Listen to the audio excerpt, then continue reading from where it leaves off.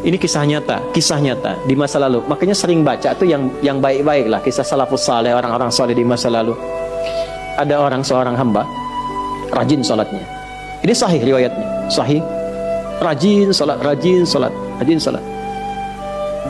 Tapi yang menarik tertuliskan, ya, ketika malaikat itu mendapat informasi, ya aras tertuliskan. Ini termasuk bagian dari ahli neraka. Tapi sholat. Perhatikan ya, perhatikan. Ini nanti terkait juga dengan hadis. Kalau Anda baca Al-Arba'in, nomor hadis yang keempat itu, ya, terkait dengan bab takdir. Bagaimana kemudian ikhtiar seorang hamba itu, ya, menjadikan ia berubah dari salah menjadi soleh dan sangat dicintai oleh Allah. Oke? Maka apa yang terjadi? Bapak Ibu sekalian, ketiba kemudian si malaikat itu, ini kisah sahih yang sampai, lalu menyampaikan kasihan pada orang ini, kok kelihatannya ibadah tapi tertulis ahli neraka.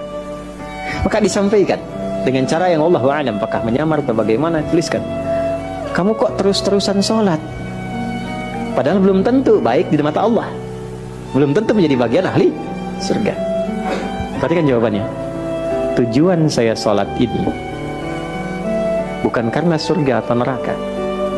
Tujuan sholat ini bukan karena saya dipandang baik atau buruk, tapi tujuan sholat ini saya ingin mengagungkan Allah Subhanahu wa ta'ala.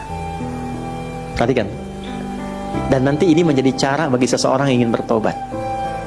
Jadi kalau ingin bertobat, tobatnya ingin benar, carilah perhatian Allah. Yang penting ridha Allah. Terus saja tobat sampai merasakan kenikmatan tersambung dengan Allah. Itu maksudnya. Jadi begitu keluar kalimat itu yang mengguncang arsy, itu yang dijadikan oleh Allah pelajaran bahkan pada alam malaikat untuk mengenal bagaimana rahmat Allah itu diberikan.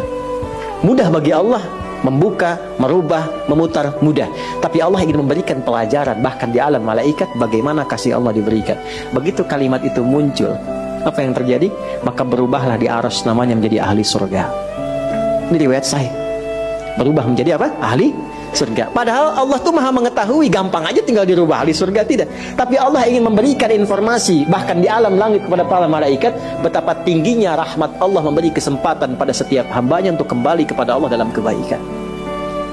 Dan itu disebut hamba. Disebut hamba. Karena itu Allah begitu mencintai ketika ada pelaku maksiat, dia pengen taubat, itu begitu dicintai dan statusnya naik lebih tinggi. Ini yang menyebabkan ayat ini turun. Qul ya ibadiyalladzina asrafu ala anfusihim. Ini yang menyebabkan itu menunjukkan rahmat Allah. Hai hambaku, betapa besar pun kau pernah berbuat dosa, sepanjang masih hidup belum tiba ajalmu, jangan pernah putus asa untuk mendapatkan rahmatku. Pakai rahmat. Rahmat di